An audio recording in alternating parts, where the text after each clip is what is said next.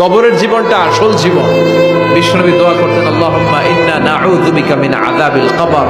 আল্লাহ, আমি আপনার কাছে কবরের আযাব থেকে পানাহ চাই, কবরের আযাব থেকে বাঁচতে চাই।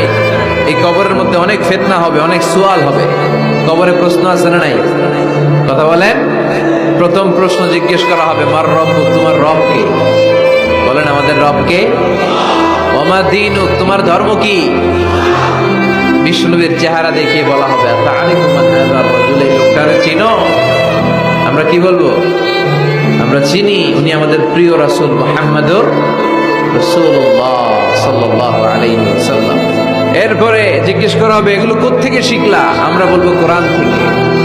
ফায়ুফসাহু লাহু কবরুহু ৭০ যিরাআন। সুন্দর সুন্দর উত্তর করতে পারলে আপনার কবরটারে ৭০ হাত লম্বা করে দেওয়া হবে।